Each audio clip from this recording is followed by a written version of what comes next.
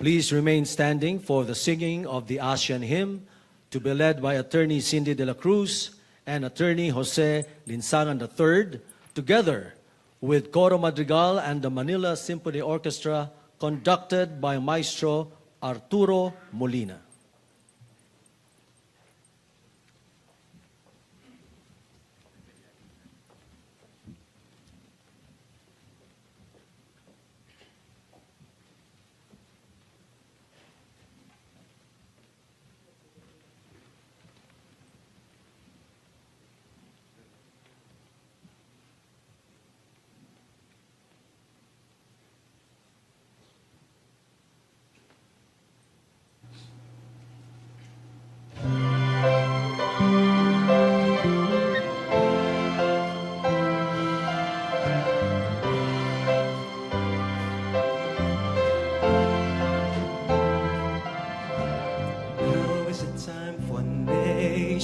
Of ASEAN, yearning to live and breathe as one. To work together, building the future, and raise one beacon for a region.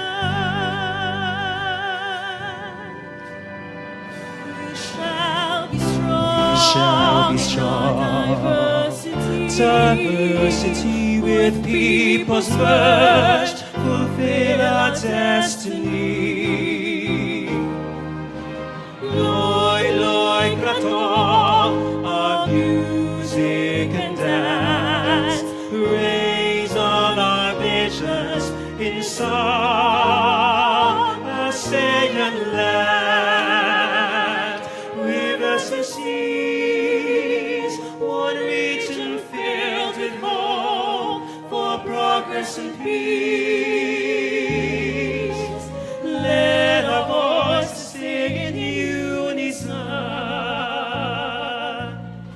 cherish our lives and freedom.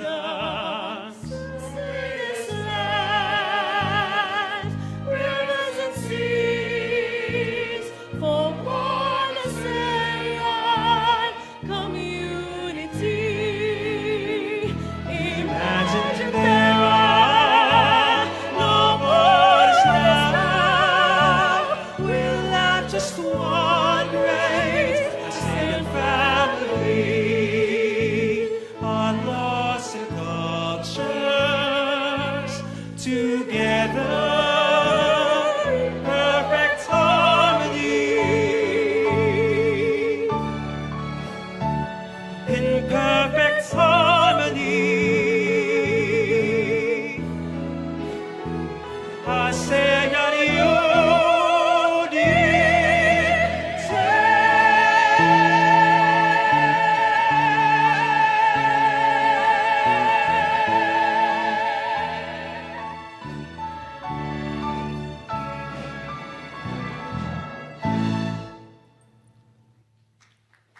Thank you very much. You may now be seated. Maayong hapon, Mr. President. A pleasant good afternoon to everyone.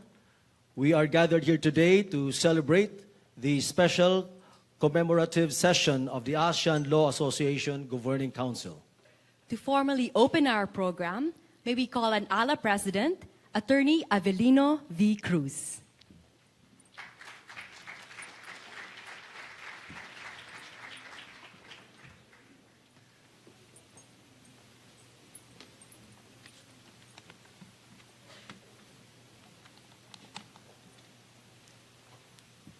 Good afternoon. As President of ALA, I would like to call to order this special session commemorating the ASEAN 50th anniversary. And I was told by the Secretary General that we have a quorum, right? Thank you. So may I proceed? Salamat datang, sawasdi, ni hao, mabuhay, and good afternoon to all of you. On behalf of the ASEAN legal community represented by ALA, thank you, President Duterte, for hosting ALA at this historic Rizal Hall. The ALA attendance, Mr. President, sharply rose, almost doubled. And we're elated that you, a Filipino lawyer, is chairman of the ASEAN, someone who is steeped in the law, a seasoned prosecutor, legislator, and of course, outstanding mayor.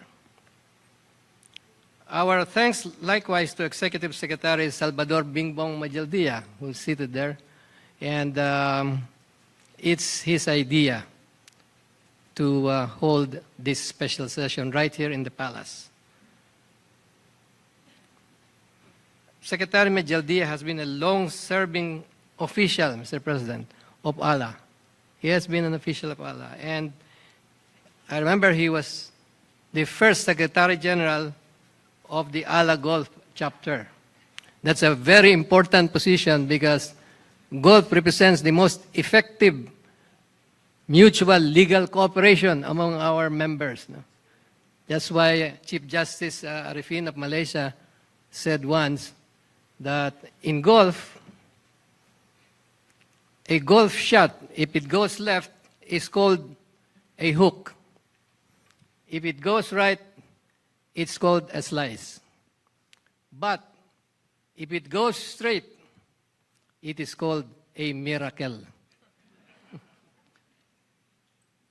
So I would like to greet everyone, the legal luminaries all here present, especially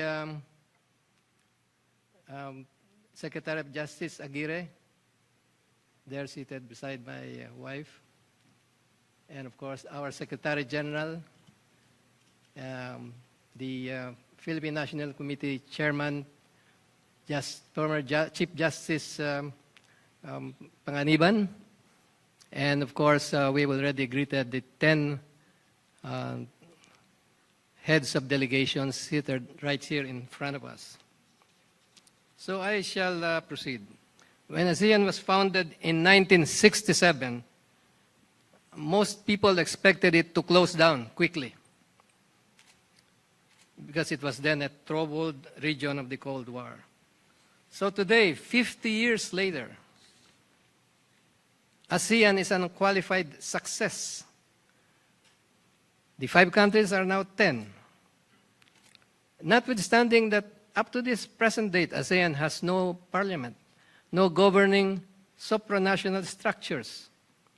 The secret of its success, ASEAN was founded on the principle of muafakat or consensus, and of course also musyawara, which means cooperation, not majority rule, which it pursued to overcome diversity in race, religion, culture, and economic development.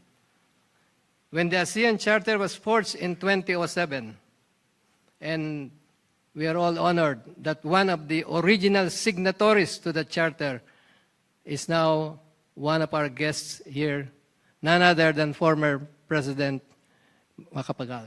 She's sitting right there beside Secretary Majaldia.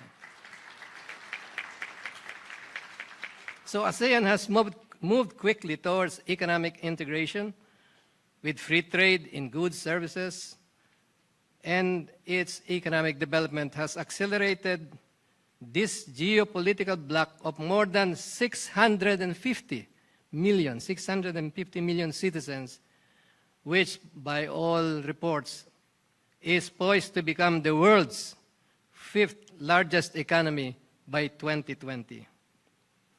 Now, on the other hand, the rise of the ASEAN Law Association, ALA, founded in Jakarta in 1979, mirrors the ASEAN success story. Our unique organization binds together the best legal minds amongst court judges, bar society leaders, government lawyers, and teachers of law in the entire ASEAN legal community. No surprise then that ALA is the only law organization designated in the 2007 ASEAN Charter as its legal advisor, to borrow the words of former ASEAN Secretary General Surin Pitsuwan.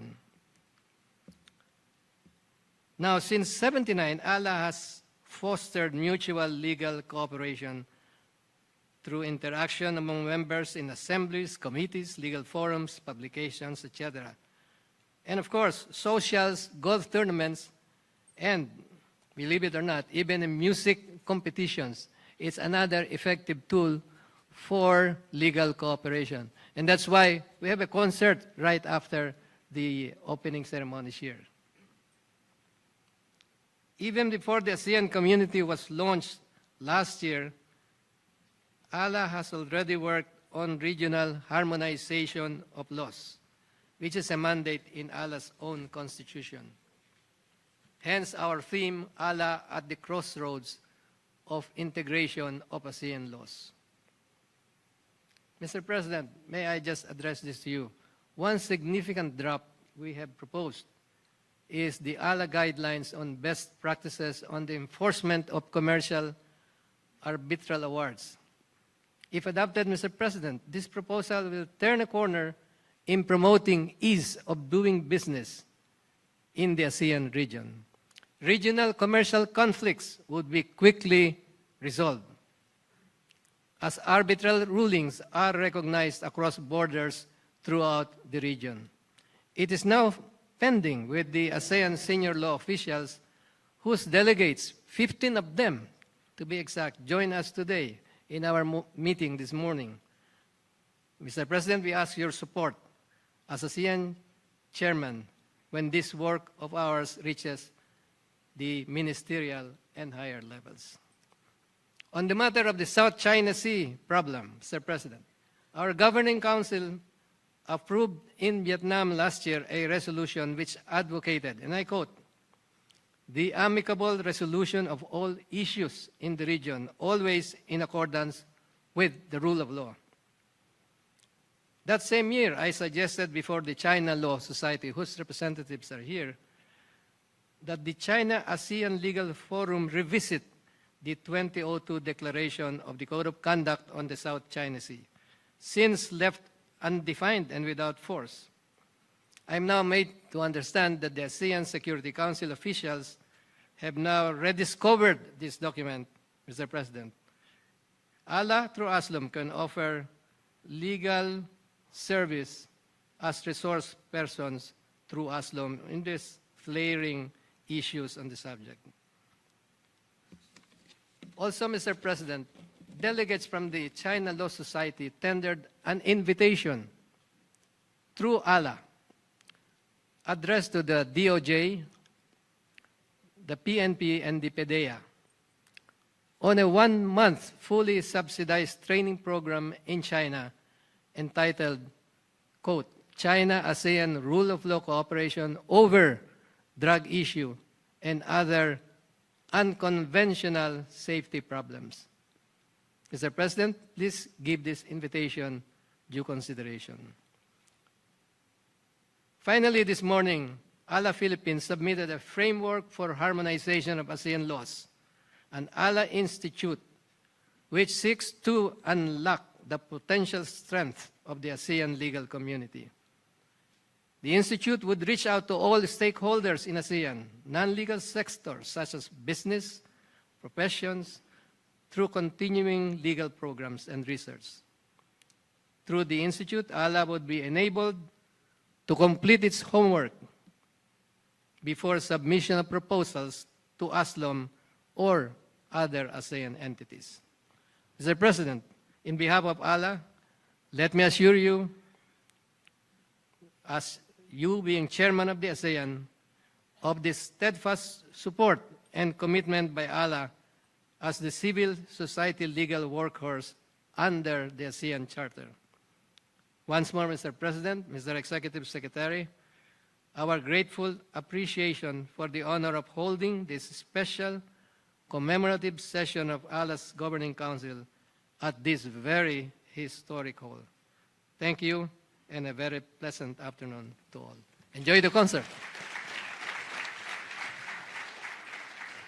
Thank you very much, Attorney Cruz. At this point, ladies and gentlemen, I would like to call on my former colleague at the Accra Law Office, Executive Secretary Salvador Medaldea, who is also a very active member of the ASEAN Law, to introduce our distinguished guest of honor.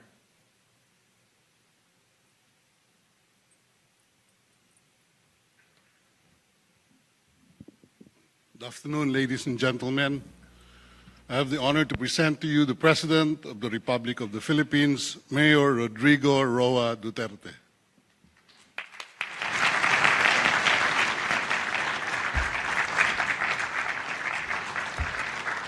Thank you.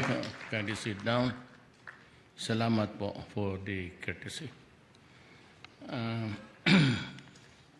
May I just make some acknowledgements? Former President Gloria Macapagal Arroyo, ma'am, good afternoon. Excellencies of the Diplomatic Corps, Executive Secretary Salvador Medaldia and other members of the Cabinet, ASEAN Law Association President Attorney Abilino Cruz from San Beda. He's our icon because he topped the bar at 20 years old. He was not allowed to take his oath of office because he had to wait for 1 year. The law says 21. And so is Attorney Medaldia. The heads of delegation of the ASEAN Law Association Governing Council, Chief Justice Rifkawi Dato Kif Lee of Brunei, Chief Justice Muhammad Hatta Ali of Indonesia, the Association Secretary General Regina Heraldes, members of the ASEAN Law Association Council, ASEAN Interparliamentary Secretary General Isra Sonturn Vote. I hope I have pronounced your name correctly, but if I didn't, kindly accept my apologies.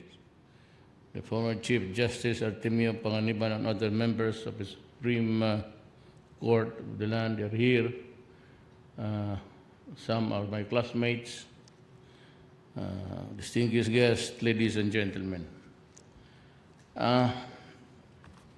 To be frank, I was hesitant when I was about to enter the room through the main walkway that I entered from the other side because I was given a two-page speech, which I could finish in about a minute and a half, and it would not be befitting the assembly of distinguished jurists and lawyers. So maybe I can read the penultimate paragraph to do justice to the guy who wrote this. I'm sure that he's a member of the legal, I don't know, but this is, it's supposed to be read by me, and I will read it, but this is not mine. I therefore call upon Allah to continue providing opportunities for the meaningful exchange of knowledge and information among lawyers from ASEAN nations.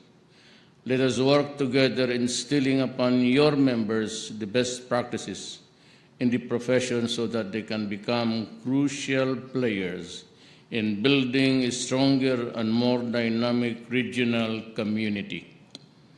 It is my hope that Allah would become instrumental in addressing the regional scourge of poverty, transnational crimes, and terrorism so that we can create an environment where businesses can flourish and our peoples can live in lasting peace and prosperity.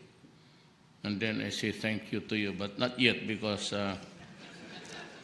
I'm trying to formulate something which I can talk with you.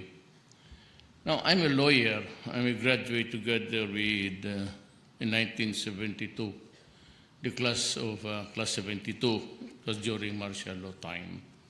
And that was the first time that the law examinations were moved from October to November. And so with the former Secretary of Foreign Affairs, Prefecto Yasay, he was a fugitive, and that is why I can understand he got out of the country, sought sanctuary in the United States because he was wanted by the armed forces for rebellion, and everybody was lumped into and that kind of conspiracy. But may I just, I know that I have been demonized, and well, of course, I will assure you, upon my oath as a lawyer and before God, that some are true, some are not. And the extrajudicial tag that has been placed on me is simply not true. I have been a prosecutor for almost 8 years, doing trial work almost every day to earn my keep before I became mayor. And this is really what happened in my city. Find me wrong if you can and tell me about it after this program. I was elected mayor in 1988 of Davao City. It was then a topsy-turvy place. It was where the killings of police and military men and other civilians and barangay leaders, all connected with government, were being slaughtered by the New People's Army. And to add to our agony was also the rampaging crime. If there's a breakdown in the law and order, all guys with evil intentions are into it. But when I became president, I just said that to the NPAs, I do not want to have a war with you. We've been friends because sometimes we share the same values in life. As for example, land reform, the sharing of wealth of the nation.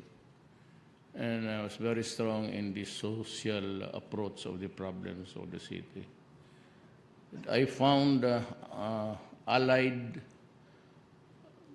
sentiments with him, and I was quite a bit identified as a leftist. If you mean a leftist that as an NPA would fight government, that is not my position.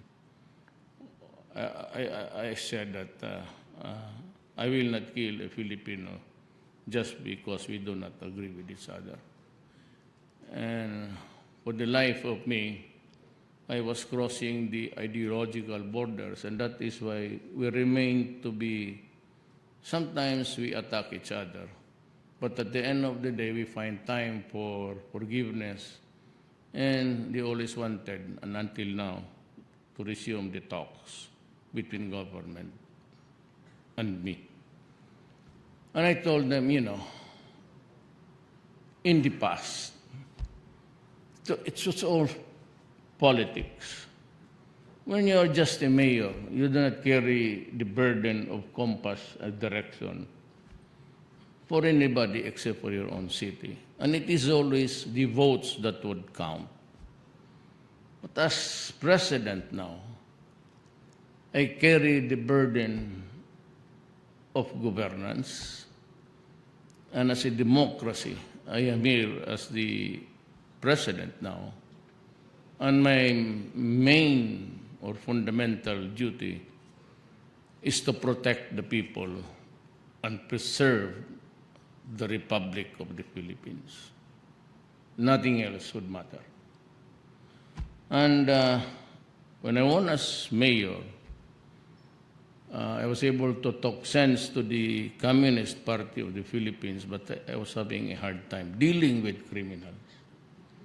And so I said, you know, I am not a soldier, I am not a policeman, I am here tasked by the people to build a city. Kindly, most kindly, do not destroy the community with your continued depredations. Do not destroy the young people of the community because they are our only assets. And I said, I.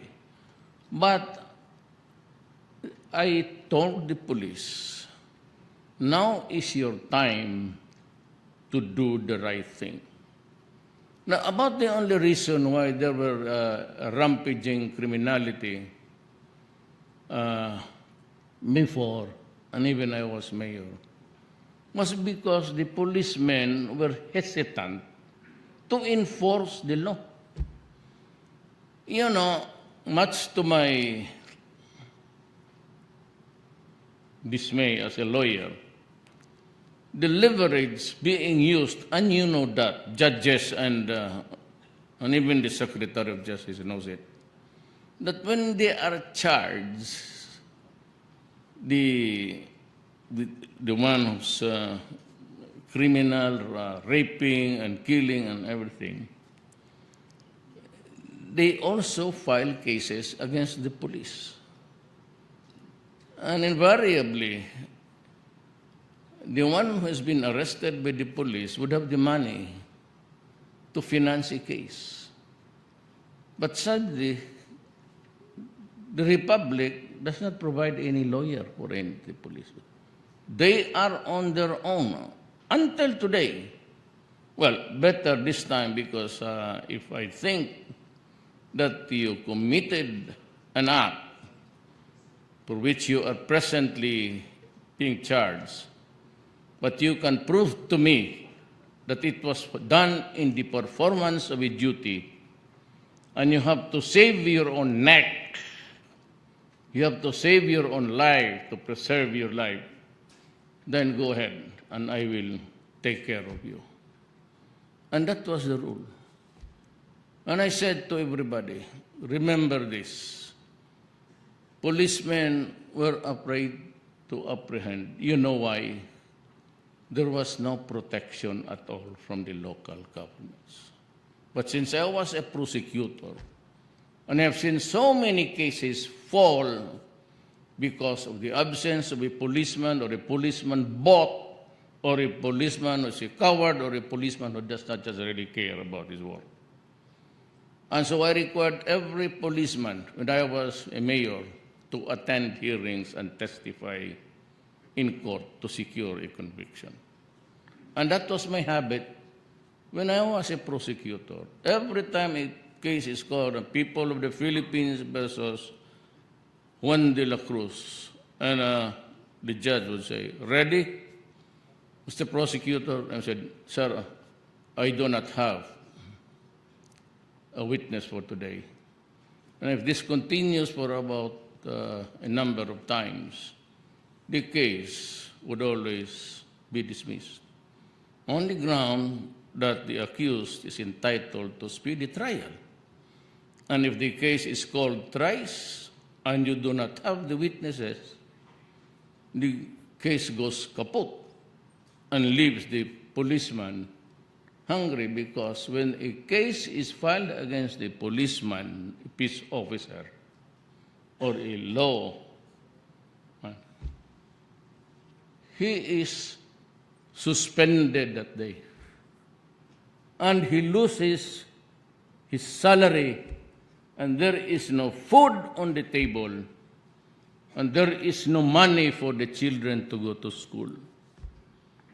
That has been my experience as mayor and as a prosecutor doing trial work. That was a reality on the ground. So when I became mayor, I had to do something with my mouth. And I said, I would kill you if you destroy my city. If you keep on distributing drugs, and that will destroy the future, and he becomes just like a zombie with no direction and a wasted life. And if you do it in numbers, I will kill you. Make no mistake about it, I will kill you. And that is the rule when I became president. And during the time of President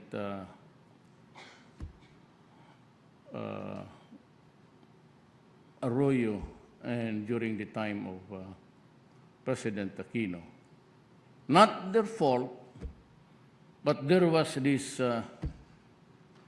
flooding of drugs in the country.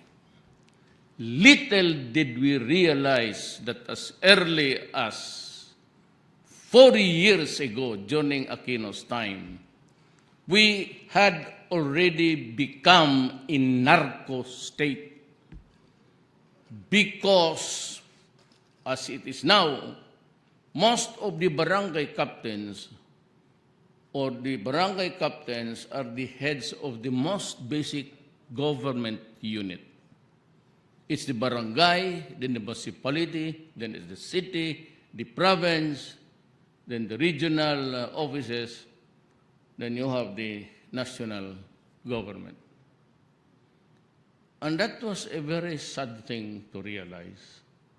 And I know that every time my case is dismissed, it's either because there is no policeman to testify, or that the evidence that I was holding, which was supposed to be shabu at the time when it was seized by the police during an arrest, turned out to be just an alum. To my horror and embarrassment, and the harsh words of the judges, I know that you have a temperament, everybody is busy, and the penchant sometimes to just berate a lawyer in front of people. And those are the sorrows that I had to deal with. So I said, do not do it in my city. But I did not tell any policeman for the life of me to kill just everybody, perhaps sitting down or kneeling in front of the police with his hands outstretched in surrender. That is really murder. And every policeman gets an education of 2 years. When I was a prosecutor, to augment my income, because I already had 2 children. One is the mayor now of Davao City, my daughter. I had to teach criminal law, criminal evidence, and criminal procedure. I am sure that there never was a time that I said, go out and just kill the criminals. It's always been, go out, do not be afraid, I will support you. And even during the time when I became the president, I went to Camp Crame, same speech, and I said, go out, hunt for them, then if there is a confrontation, ask him to surrender. But if he does not submit to the custody of the law, the requirement is the police officer must overcome the resistance. And if that resistance is violent and the police thinks that he is going to lose his life, my God, shoot him. That was the same lecture that I was giving when I was a law professor of the Police Academy in Davao. Now, find me wrong in my statement when I say, I will kill you if you destroy my country. I will kill you if you destroy the young of my country. I am asking everybody to find me a fault in those 2 statements. I have always stressed that the only time that you can kill a criminal is when your life is also endangered or you're about self-preservation. But you know, politics and the fake news that some of they invented events and they gave 4,000 dead. Me, for the 22 years that I was mayor, I would say easily 600, maybe. It could reach that number. And all because of police encounters. The problem is, they always think that this shabot who ingest inside is a chemical that is, they say some experts came here from America, my God. Here is a precursors. 2014, it's the International Narcotics Control Board, United Nations. Here are some of the pamphlets. Cannabis. Cannabis is a tobacco-like greenish or brownish material made of dried, flowering tops and leaves of the cannabis. That's poppy. Cannabis, resin, or hash. It's a dried black-brown secretion of the flowering tops of the cannabis plant, which is made into powder. Every drug is characterized by its effect, but it says other effects. Cannabis smoke contains 50%, far more than high than the cigarettes, which could put users in an increased risk of lung cancer and other respiratory disease. Cannabis changed my brother as the stories, testimonial. And this is a United Nations publication. And I can maybe reproduce it. Someone gave it to me. And it says,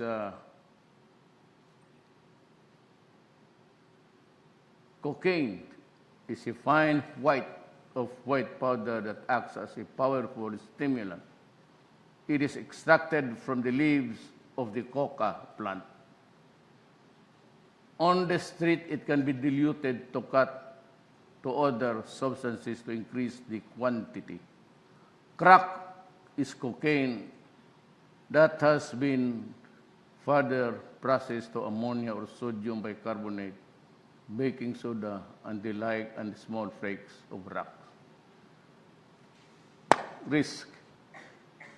Mixing cocaine with alcohol is dangerous cocktail and can greatly increase the chances of death. Now, because I will explain.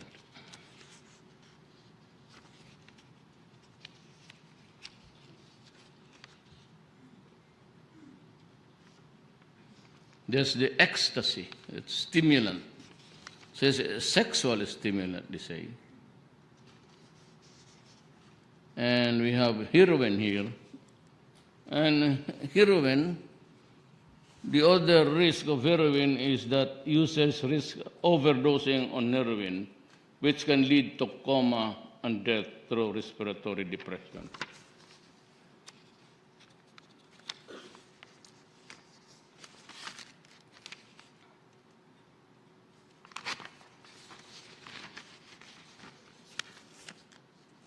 Shabu, methamphetamine.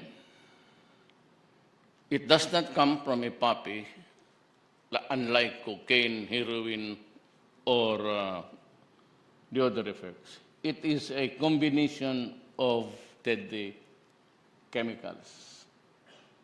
Methamphetamine is part of the group of drug called amphetamine type stimulant. It is a synthetic drug that is usually manufactured in illegal laboratories methamphetamine comes as a powder, tablet, or crystals that look like shards of glass. What are the risks?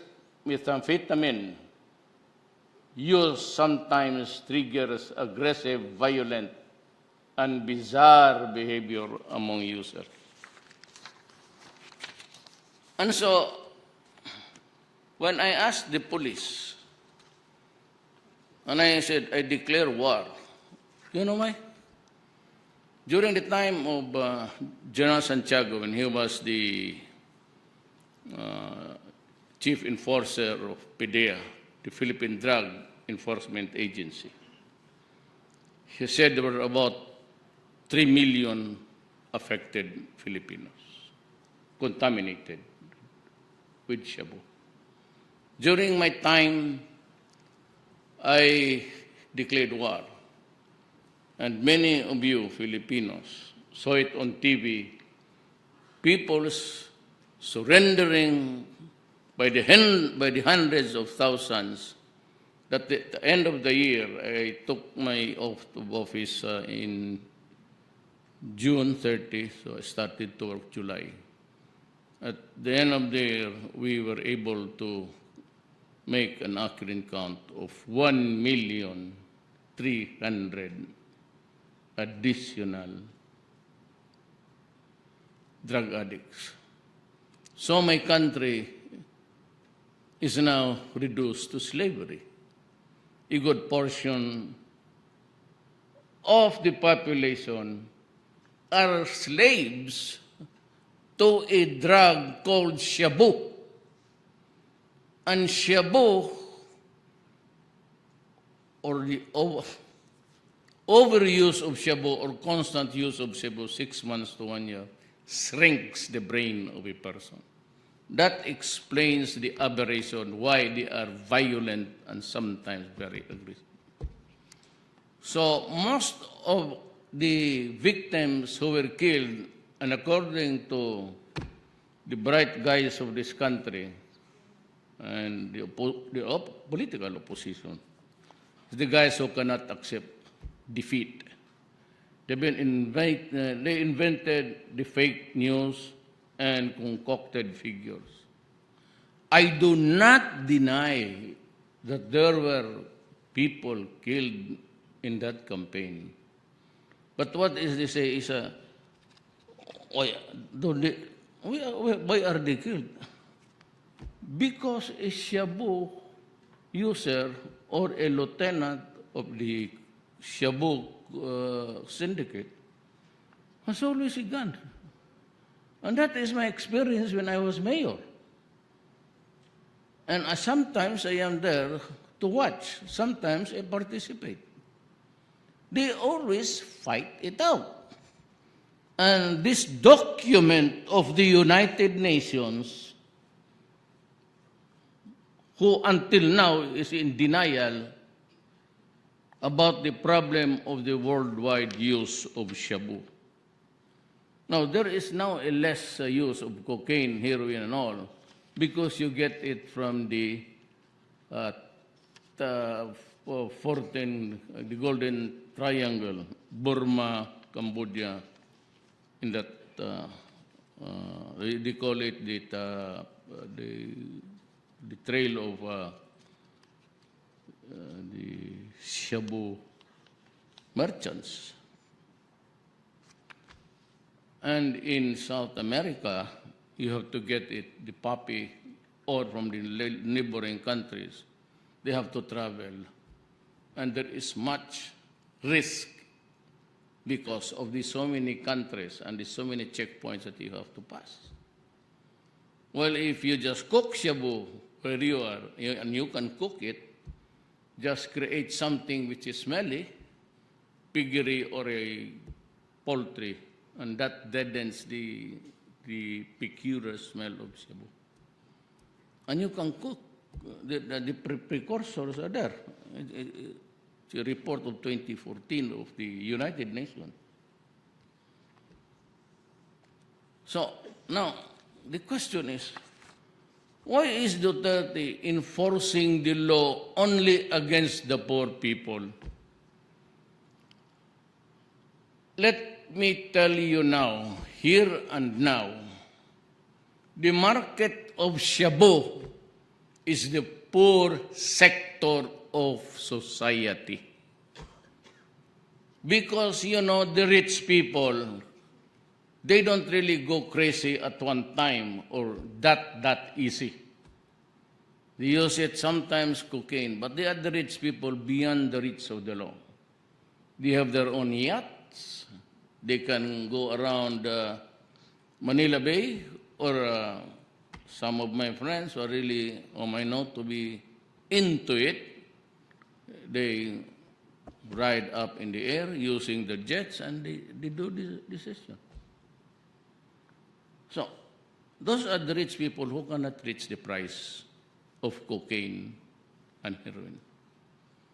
But shabu, one sachet, is only 200,000. If you 200 pesos rather, per one sachet, this is small plastic.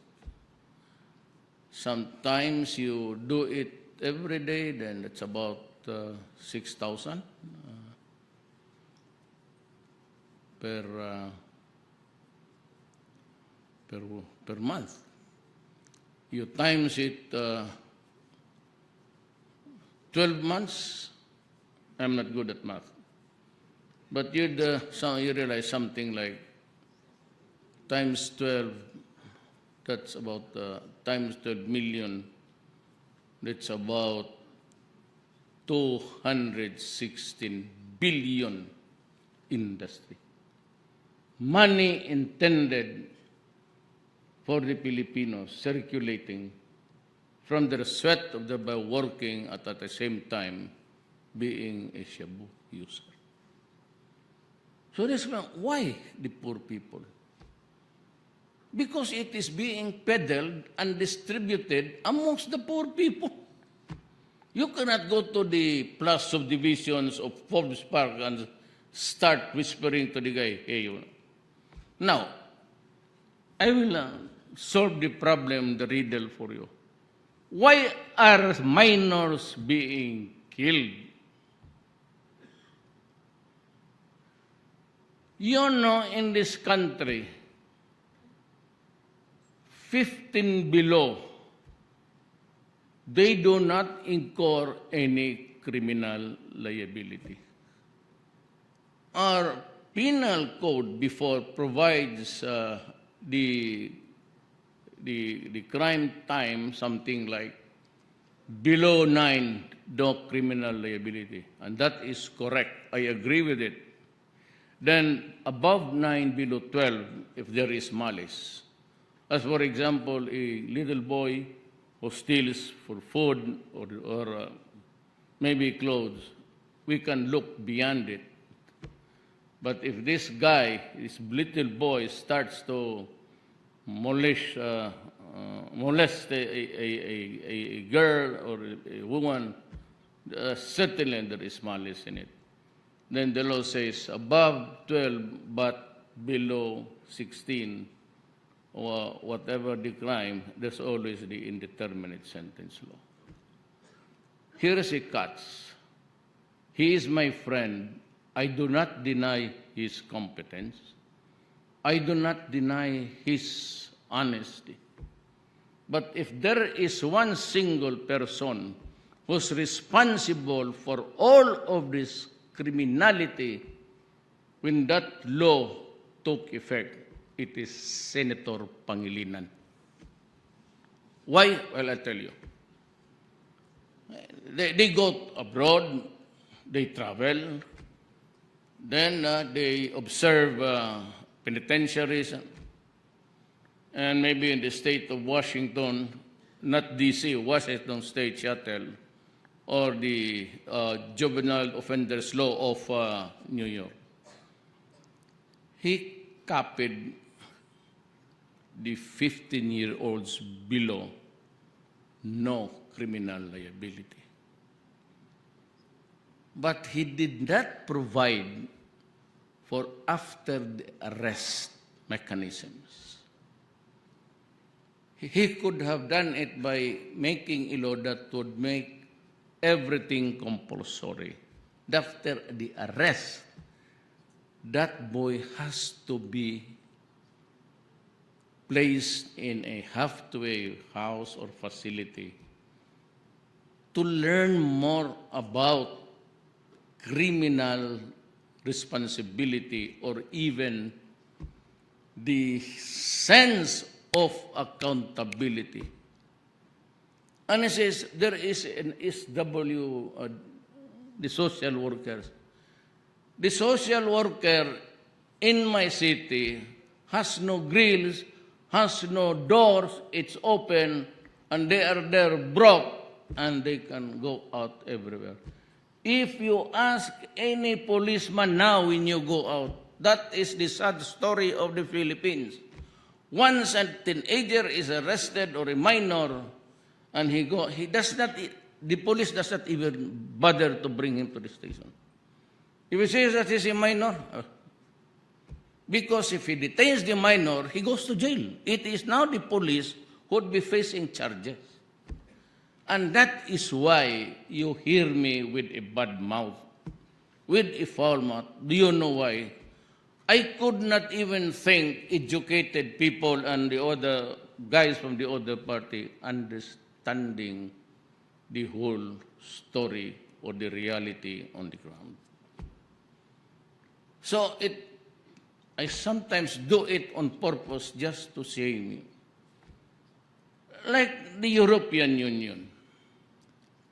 They do not say that they are giving aid. They denied it. But they are. They are.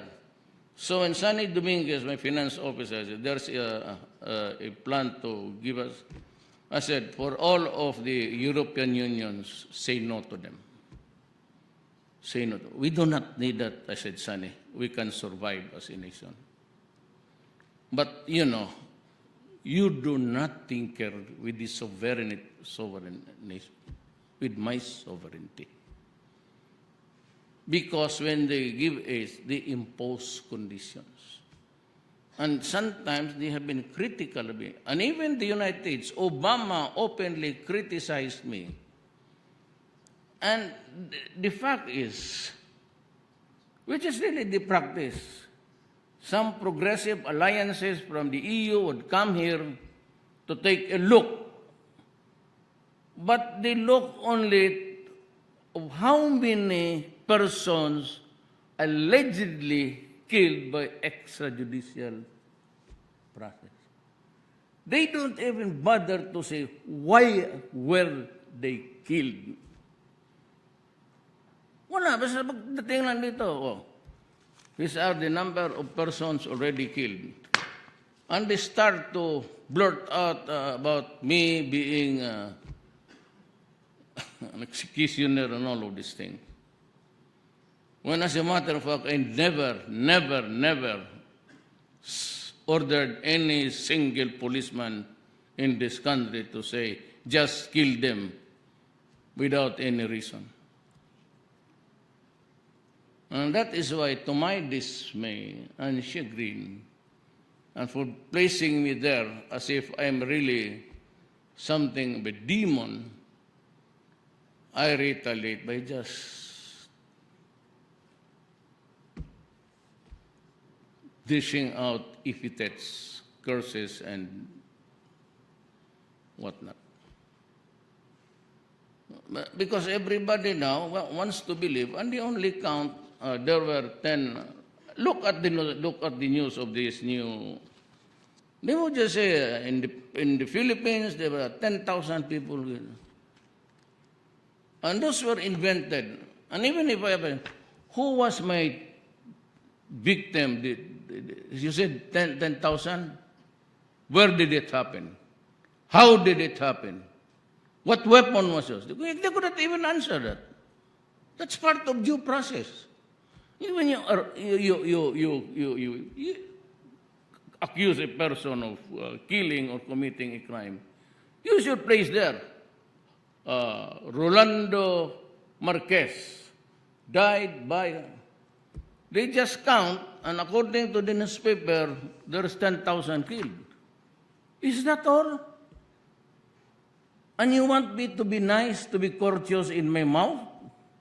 You just count the number of dead. You know, I am appalled by the, I don't know if they have something is wrong in the gray matter between their ears. He should have asked, why were these persons killed? What could have been the reason? Or what was the cause? Then I will tell you that I have now 1 million addicts. And the police now are working because I told everybody on TV, I will never, never abandon a police who kills a person in the performance of his duties. It's always work on his life. If he is working and his life is in danger, the family losing the breadwinner, for after all, they're human beings.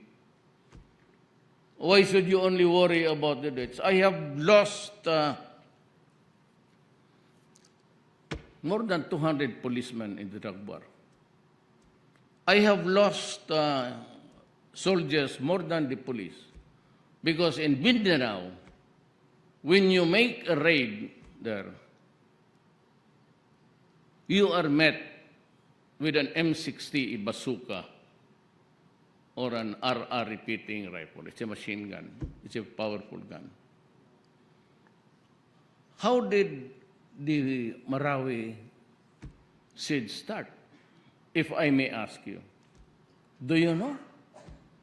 It was started because the police went there to serve a warrant of arrest of one of the Mautis for drugs. When they went there to serve the warrant, they were met with a volley of fire. They had to call in the Marines. And you know what? The Marine crossing that Mapandi bridge there all died by sniper. It was an open. And my fraternity brother from San Beda also, he's in Maranao, like me, my Lola. He will tell you that they were really sitting ducks there. Then why did it took us almost 3 months, going to 4 months, to end the war? Because they were prepared. And why did it took us almost that long to? Because they were stocking the weapons. And the Shabu were all there in the tunnels. Now, they say that this Duterte is only going after the small fry. Really? When I ordered an operation against Parahinog, the mayor of Osami City, I didn't have the second thoughts about, what will happen. Because I knew that he was going to fight it out. Why? Because there is no election. You ask a judge or a prosecutor from Marawi, was there really democracy in that city? For the longest time, there was no election. You run after him, he will kill you. The policemen who disagreed with them were also killed. So when we government killed him, we started to dig, and we found the bones of the policemen still in their uniform. And so we had to take him out. I said, go and take him out. He was a criminal. And in one of the houses, they destroyed it already, but it was shown on TV. His house was almost a palace, and the wallpaper of his palace, and every Filipino saw it on TV. It was shown there. The paper wall of his palace was 500 pesos bills currency of the Republic of the Philippines. So,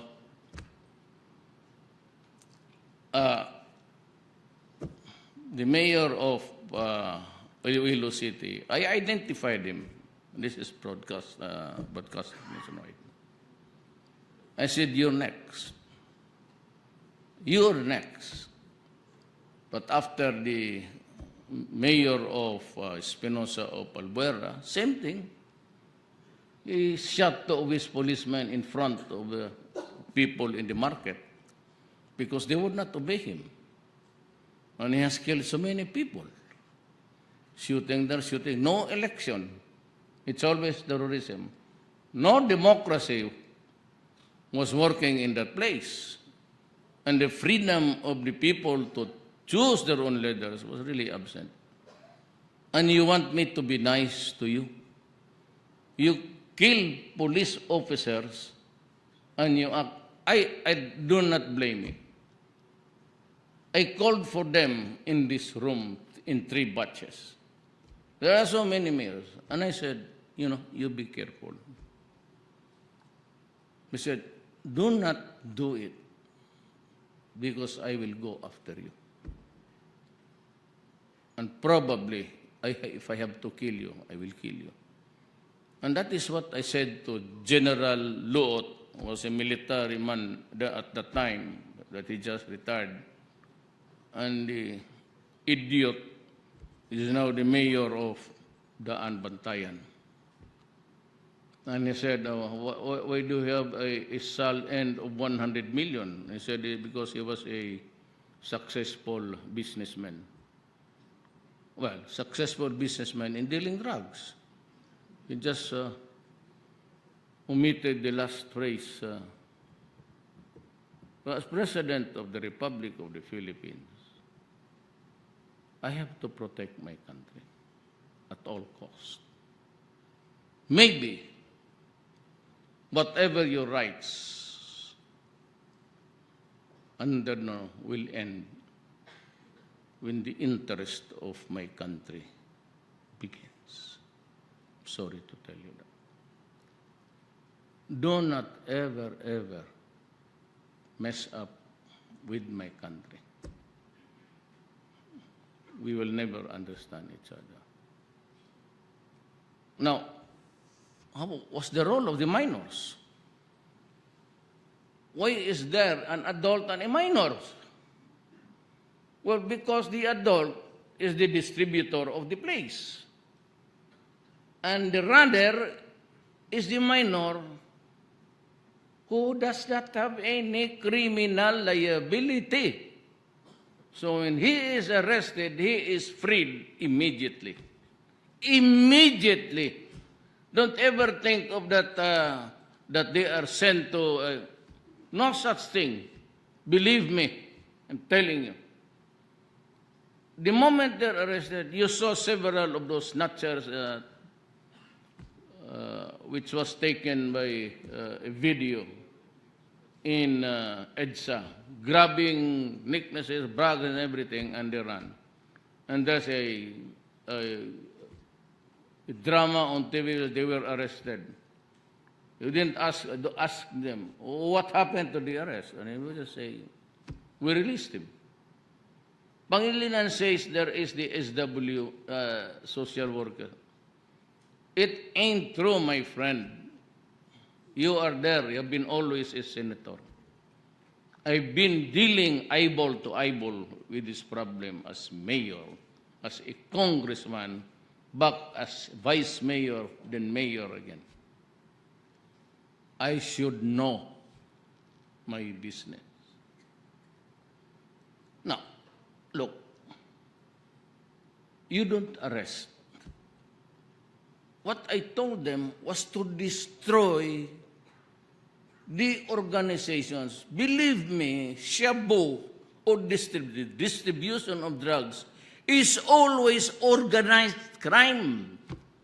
It can never be one where you can pick up like peanuts or buying candies in the sidewalk or buying something which the itinerant selling cigarettes there whenever there is a stop in the traffic.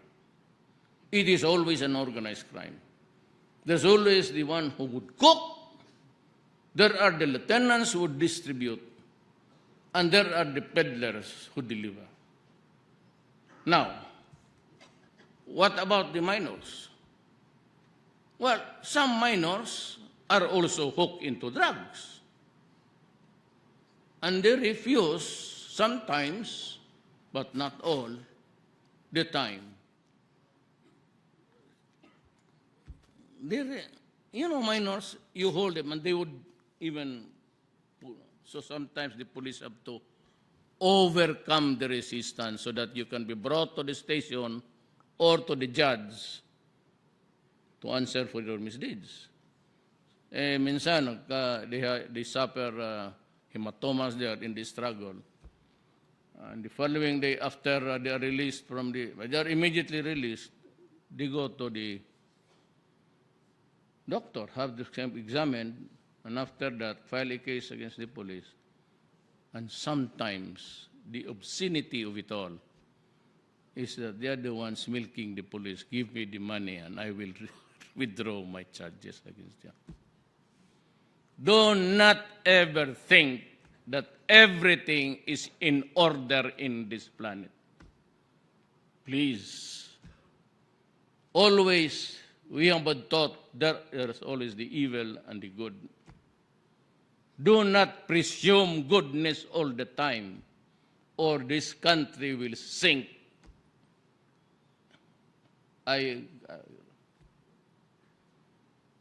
That's why before you have rape, it is only the time, the advent of drugs, that you have seen infants, 1 year old, 18 months old. They just pick them up, roaming around, and they are taken into a corner, a building that's vacant, and they're found dead. And when they commit a crime, they rape the blind mother, rape the daughter, then stab the 1 year old, pati yung 1 year old pinakialaman pa naman. Now, if you're the president, how would you feel? Then how now the sense of responsibility of preserving the Filipino, protecting them. Look, everybody knows that when I assumed office, I fired 9 generals from the police for being linked to drugs. Who do you think killed so many persons on the streets? Me? I never ordered an operation because I was wary all the time. Who is the police who is honest, who is not? I studied the landscape for 2 months, who to place there. But the killing started. You look at the statistics. Even before I became president, 2 weeks before I became president, there were already killings. 10 a day, 5 a day. Look back. You can scroll it in your, it's very easy now.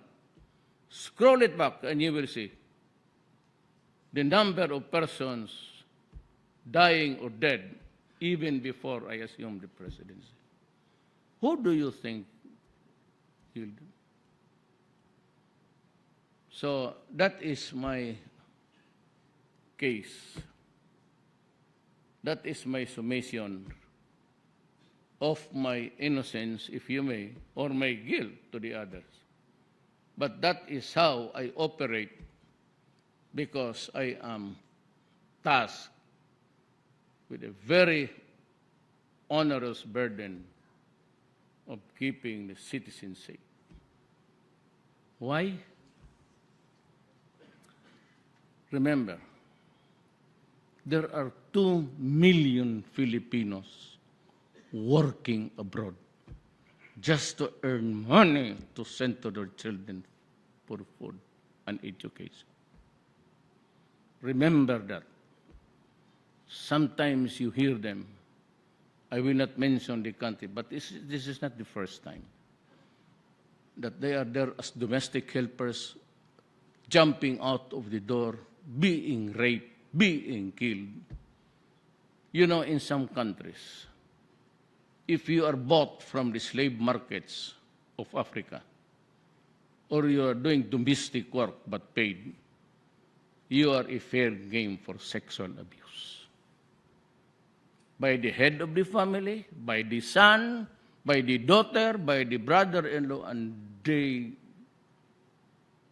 swallow their degradation almost every day just to earn a living.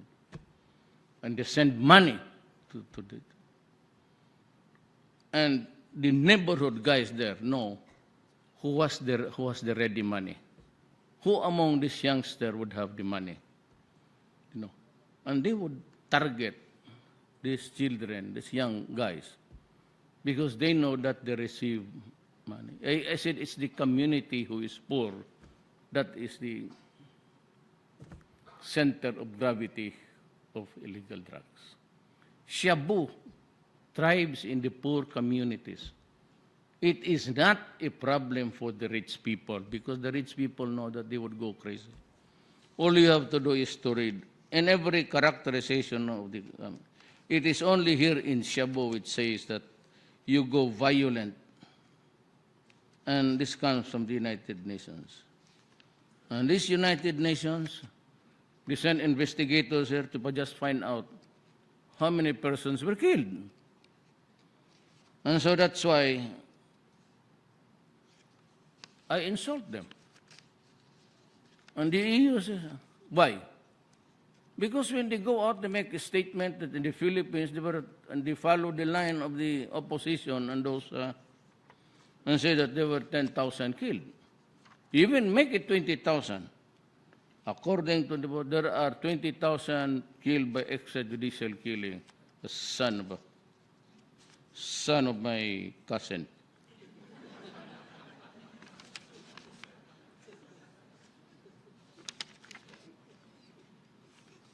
That's why I said you. That's how I have a foul mouth. Because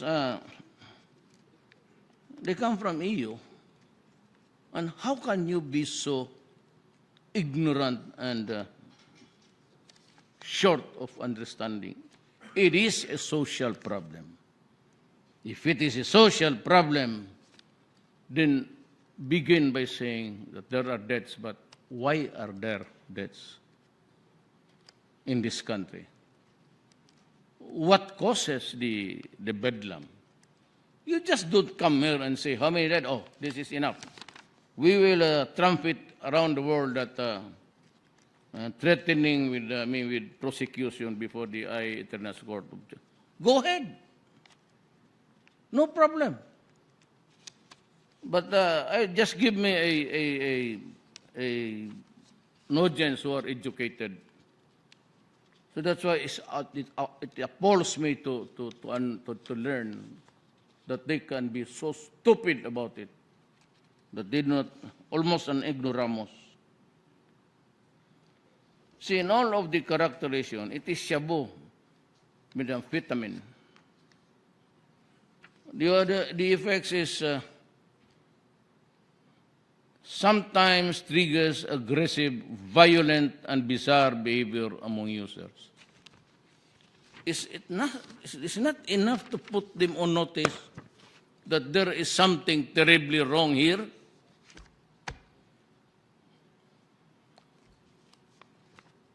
That is why with the, pardon me sir, with the Senator Angara, I appointed him as an envoy to the EU. He had been trying to explain to them, but I said to them, if they listen to you, sir, fine. If not, then they can all go to hell. That's what I said to Obama. You can go to hell. Why should I not tell him that? He was berating me in public. His State Department usually publishes the report of extrajudicial killings. But how about the millions already dead and the millions who are hooked into the drugs permanently? Oh, how about them? How about the fathers, the sacrifices? The OFW, breaking their backs, working, sending money only to realize after so many years working that their sons or daughters are not humans anymore. It is a social problem, they say. So treat it with a correct. But there is also a crime. And me, for the benefit of all, poor and rich alike. This is what my oath of office says. That I will enforce the law against all, does not say rich or poor. And in organized crime, we know that if it is an organized crime, it is always a conspiracy. And if there is conspiracy, the act of one is the act of all. So when I say destroy the apparatus of the drug syndicates, you have to destroy all. Because you enforce the law not only against the rich. Unfortunately, though, shabu thrives in the poor communities.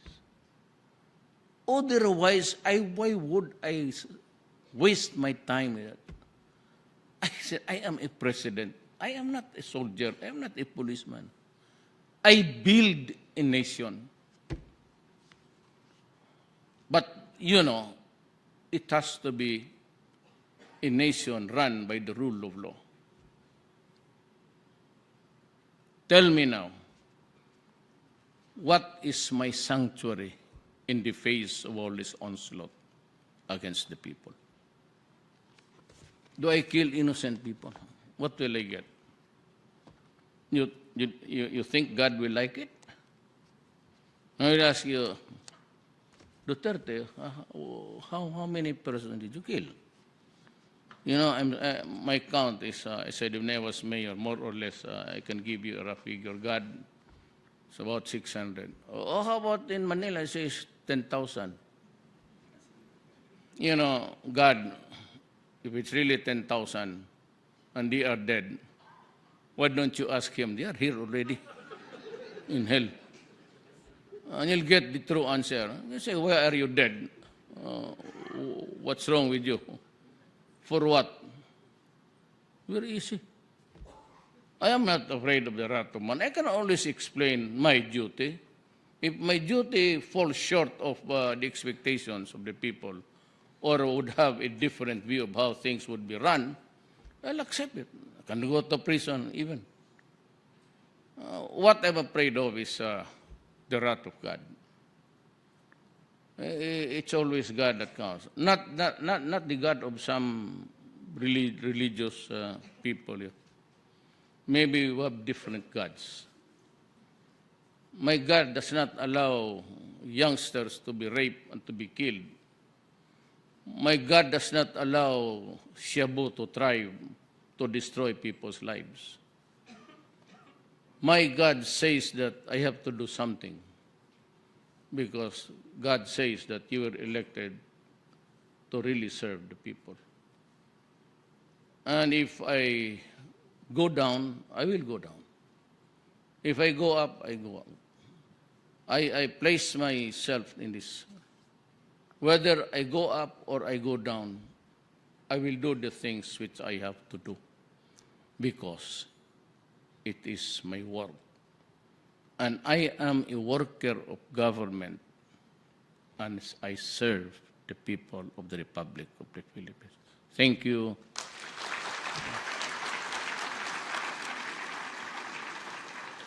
Thank you very much, Mr. President, for that very inspiring message.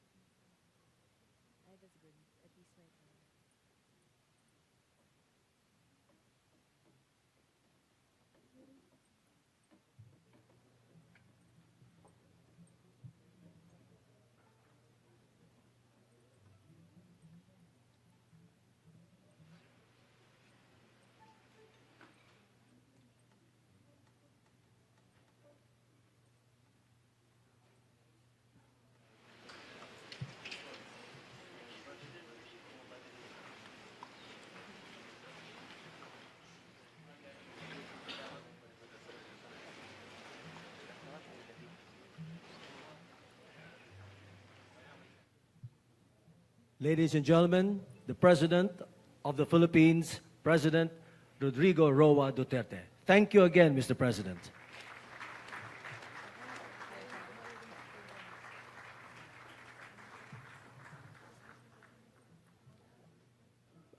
Please be seated. We shall now, of course, continue with our fellowship. We have prepared a very special concert for this afternoon or this evening. As was mentioned by our ALA President, Ave Cruz, music is a major part of mutual legal cooperation. Established in 1926, the Manila Symphony Orchestra, one of Asia's oldest orchestras, will play Toreador, George Bizet's composition from Carmen Suite.